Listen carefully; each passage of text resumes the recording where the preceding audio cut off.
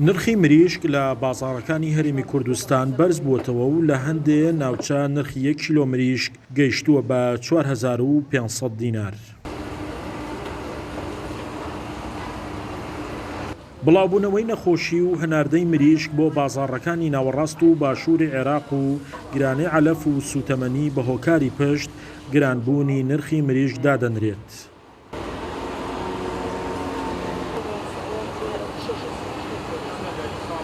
هۆکاری مریشک گرانکردن عەڵەفە، گازە، مەسروفی قاعە گرانە، داوا دەرمانی گرانە، نەخۆشین لێدا، زایدەنەوەتان مریشک بۆ خوارە ڕوا.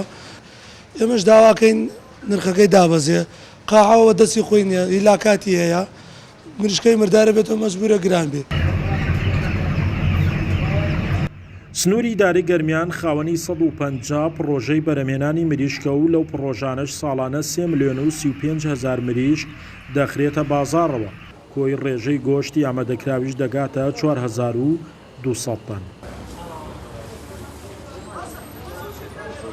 چەند جارێکی تر پێشتر ڕووی داوە لە ڕاستیە ئەم شتانە گران بووە و دووبارە دابەزیوەتەوە، بەڵام ئەم جارە بەپێی ئەزمموی ئەمە و چەند ساڵە هاین لەم کارە و ئەزانین ئەم جارە لەوە چێت زیاتر درێژە بخایەنێت لەبەر ئەوەی وەکو نەخۆشین باسمان کرد نەخۆشین زۆرە و خواروی عێراق داواکارێکی زۆری لەسەر مریشک لای خۆمان.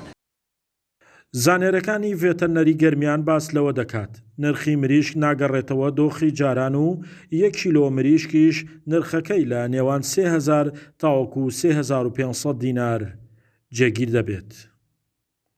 ئەگەر بمانەوە نرخی مریشک جارێکی تر دابەزێنینەوە بۆ نرخەکەی جارانی ئەمە شتێکی زۆر زەحمەتە، چونکە دەبێتە هۆی ئەوەی کە کێڵگەکان ئیدخال نەکەن و لە حاڵەتی نەبوونی ئیدخالایە دەبێتەوەی کەمبوونەوەی مریشک لە بازاڕەکانی سێمانی و جنوبی عێراق لە ئەم ساتە وەختەیە بەهۆی بەرزبوونەوەی ئەو نرخانی کە بۆمان باسکردن وەکو نرخی گەنمەشامی و نرخی سوتەمەنی و با بڵین بەهۆی هەبوونی شەڕی ئۆکرانیاوە. مریشک دوای گۆشتی سوور لە لای هاوڵاتیانی هەرێمی کوردستان خواستی زۆری لەسەرە و بە پێی ستانداردی جیهانیش هەر مرۆڤێک لە ساڵێکدا پێویستی بە خواردنی 25 کیلۆ گۆشتی مریشک هەیە.